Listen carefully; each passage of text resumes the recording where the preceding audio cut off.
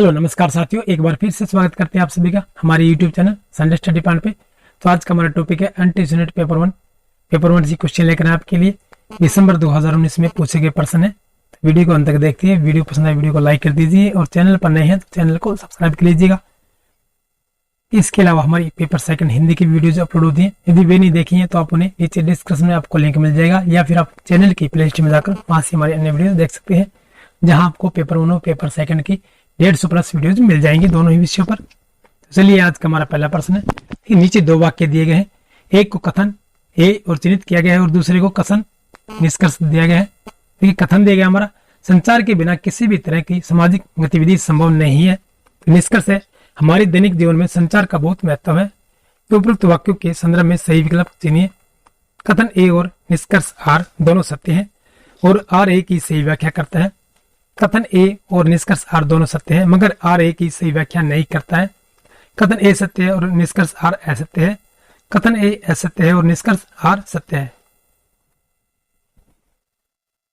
इसमें option number A जो हमारा सही आंसर है। कथन ए और निष्कर्ष आर दोनों सत्य ही है हमारे, और आर ए की सही व्याख्या करता है। फिर से देख लीजिए कि संचार के बिना किसी भी तरह की सामाजिक गतिविधि संभव नहीं है हमारी, और निष्कर्ष हमारे दैनिक जीवन में संचार का बहुत महत्व है। तो दोनों ही हमारे सत्य हो जाएंगे कथन। चलिए अगले प्रश्न चलते हैं। जब भी हम देखिए वार्तालाप करते हैं तो हमें दो लोगों की आवश्यकता होती है, अकेले में वार्तालाप हो ही नहीं सकती। ठीक है, चलिए अगला प्रश्न हमारा है, पानी से होने वाली एक आम बीमारी शिस्टोसोमियासिस का परिसार निम्नलिखित में से किसकी वजह से होता है? जियार्डिया, ए कोलाई, सर्केरिया या अमीबा? ऑप्शन नंबर सी जो हमारा सी आंसर हो जाएगा। एक सर्केरिया की वजह से होता है। शिस्टोसोमियासिस की एक बीमारी है कि जो बीमारी है कि परजीवी बीमारी है, ये शिस्टोसोमियासिस एक परजीवी रोग है, और जो शिस्टोसोमिस नामक जीव की वजह से फैलता है। कि जवर, मल या मूत्र में खून का आना, पेट के विकार इत्यादि शिस्टोसोमियासिस के आम लक्षण होते हैं। और सर्केरिया नामक एक संक्रामक परजीवी जो घोंघे, देखिए घोंघे होते हैं, हमने पानी में देखा होगा, छोटे छोटे सीप सी होते हैं, उनमें से होता है, जो पानी में मिल जाता है और व्यक्ति की चमड़ी या इस समकृत पानी के संदर्भ में आने पर गंभीर बीमारी के चपेट में आ जाता है, कि मनुष्य के शरीर में प्रवेश कर जाता है, ये परजीवी होता है। चलिए अगला प्रश्न जो हमारा, परिणाम लक्षित शास्त्रार्थ के संदर्भ में निम्नलिखित में से कौन सा कथन हमारा सत्य है? आधार और निष्कर्ष के बीच का संबंध वास्तविकता पर आधारित होता है। आधार और निष्कर्ष के बीच का संबंध तार्किक आवश्यकता पर निर्भर करता है। आधार और निष्कर्ष के बीच का संबंध प्रयोग सिद्धि की आवश्यकता पर निर्भर करता है। आधार और निष्कर्ष के बीच का संबंध अनुमान के सत्यापन पर निर्भर करता है। में सही आंसर देखिए ऑप्शन नंबर बी हो जाएगा। आधार और निष्कर्ष के बीच का संबंध जो है प्रयोग सिद्धि की आवश्यकता पर निर्भर करता है।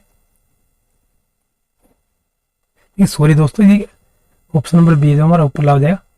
सॉरी गलत से कह दिया हमने कि आधार और निष्कर्ष के बीच का संबंध जो है हमारी तार्किक आवश्यकता पर निर्भर करता है। लेकिन निगमनात्मकतावाद जो है और विवाद निगमनात्मक जो है तर्क पर निर्भर करते हैं। ये दोनों ही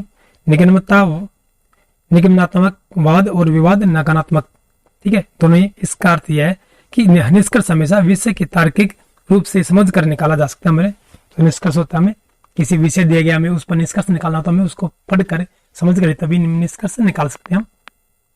चलिए अगला प्रश्न जो हमारा, डिजी लॉकर के विषय में नीचे दिए गए कथनों में से कौन से कथन सत्य हैं? यह डिजिटल इंडिया कार्यक्रम के अंतर्गत सरकार द्वारा शुरू की गई डिजिटल लॉकर की एक व्यवस्था है। यह युवा स्टार्टअप उद्यमियों को आर्थिक एवं तकनीकी सहायता प्रदान करता है। यह उपभोक्ता को उसके भौतिक स्थान का ख्याल किए बिना उसे अपने ई दस्तावेजों तक पहुंच प्रदान करता है। ये ऑप्शन नंबर बी जो हमारा सही आंसर हो जाएगा। इसमें 1 और 3 हो जाएंगे हमारे। यह डिजिटल इंडिया कार्यक्रम के अंतर्गत सरकार द्वारा शुरू की गई डिजिटल लॉकर की एक व्यवस्था है, और यह उपभोक्ता को उसके भौतिक स्थान का ख्याल किए बिना उसे अपने ई दस्तावेजों तक पहुंच प्रदान करता है। चलिए अगला प्रश्न जो हमारा, शोध साहित्य में कमी की पहचान शोध प्रश्नों को चिन्हित करने का एक मुख्य तरीका है। इस संदर्भ में शोध साहित्य में कमी की पहचान से क्या तात्पर्य है? ये आधे अधूरे शोधों की पहचान करना, दो अलग अलग शोधकर्ताओं के बीच की दूरी की पहचान करना, शोध के क्षेत्र में असंगत परिणामों की पहचान करना, या विभिन्न नमूनों और जनसांख्यिकी की लक्षणों में कमी की पहचान करना। ये विकल्प दिए गए हैं, केवल 1 और 3, केवल 2 और 4, केवल 1 और 2, केवल 3 और 4। ये शोध साहित्यों के विषय में दिया गया, पूछा गया प्रश्न है ये ऑप्शन नंबर ए जो हमारा सही आंसर हो जाएगा इसमें। केवल 1 और 3 है।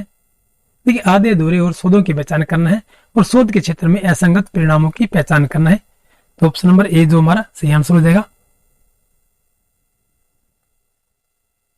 नीचे एक प्रश्न और उसके संदर्भ में 3 कथन दिए गए हैं। प्रश्न का उत्तर देने के लिए निम्न में से कौन से कथनों की आवश्यकता होगी।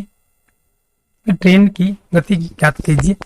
ट्रेन विपरीत दिशा से आने वाली ट्रेन को 20 सेकंड में पार कर लेती है। 300 मीटर लंबे प्लेटफॉर्म को ट्रेन 30 सेकंड में पार कर लेती है। ट्रेन एक पोल को 10 सेकंड में पार कर लेती है। तो नीचे दिए गए विकल्पों में से सही उत्तर चुनिए।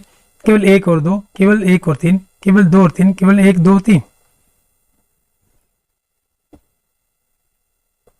इसमें सही आंसर हमारा क्या हो जाएगा। देखिए इसमें केवल 2 और 3 हो जाएंगे हमारे। ठीक है, 300 मीटर लंबे प्लेटफॉर्म को ट्रेन 30 सेकंड में पार कर लेती है। एक ट्रेन जो एक पोल को 10 सेकंड में पार कर लेती है। किसी भी स्थिर बिंदु जैसे कि खंबा हो गया, पोल की पार करने में लगने वाले समय में किसी भी चलायमान वस्तु की गति से लगाया जा सकता है। तो या किसी गतिमान वस्तु को पार करने में ये लगने वाले समय से भी पता किया जा सकता है। तो गति का अनुमान लगाने का एक और अच्छा तरीका है कि उस वस्तु को एक खास दूरी तय करने में कितना समय लगता है।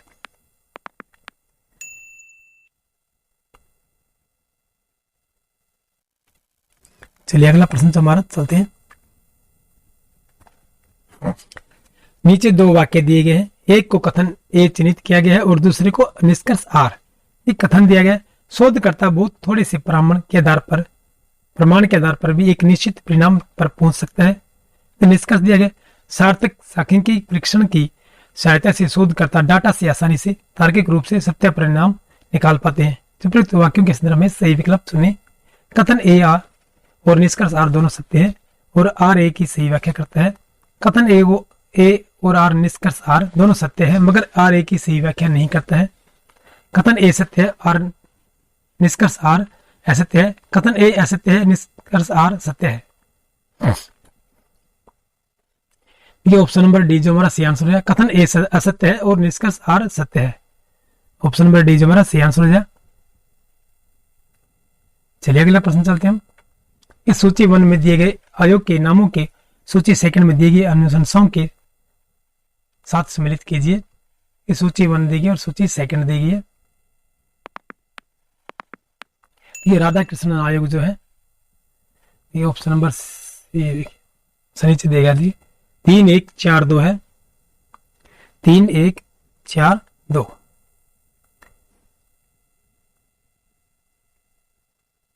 ये राधा कृष्ण आयोग जो है ये माध्यमिक और उच्च शिक्षा का एकीकरण सिफारिश। फिर मुदालियर आयोग जो दिया, मुदालियर आयोग ये 3 वर्षों की माध्यमिक और 4 वर्षों का उच्च शिक्षा की सिफारिश की गई थी इन्हें। ये 3, 1, अब 4 देखिए आएगा। ये कोठारी आयोग जो है ये 3 वर्षों की डिग्री और 4 वर्षों की ऑनर्स की पढ़ाई की सिफारिश की थी इसने, कोठारी आयोग ने।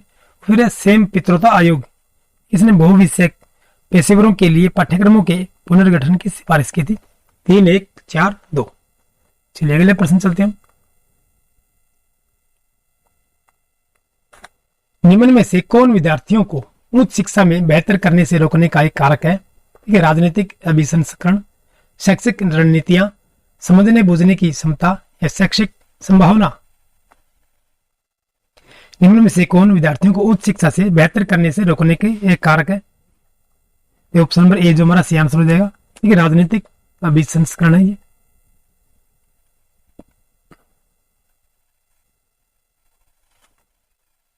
चलिए अगले प्रश्न चलते हैं हम। नीचे दिए गए कथनों पर गौर कीजिए।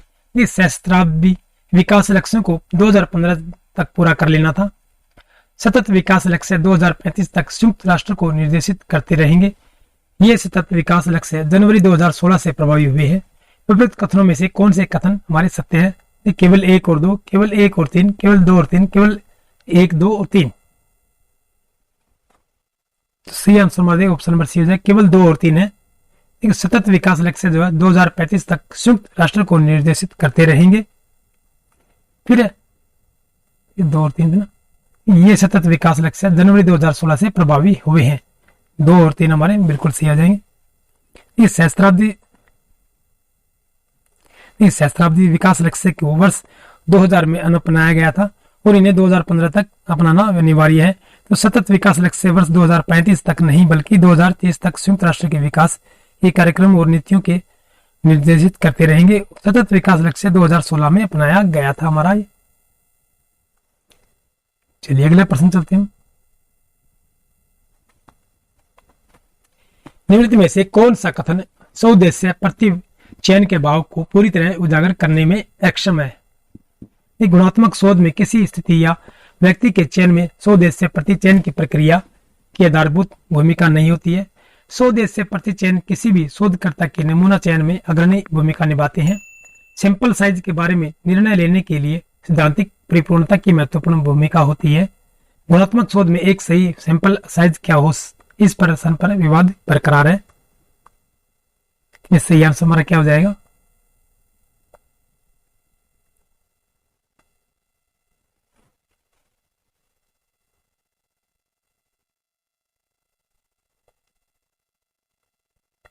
निम्नलिखित में से कौन सा कथन सौदेश्य प्रति चयन के भाव को पूरी तरह उजागर करने में अक्षम है? अक्षम पूछा गया तो हमारा ऑप्शन नंबर ए हो जाएगा। गुणात्मक शोध में किसी स्थिति या व्यक्ति के चयन में सौदेश्य प्रति चयन की प्रक्रिया की आधारभूत भूमिका नहीं होती है। ऑप्शन नंबर ए जो हमारा सही आंसर हो जाएगा।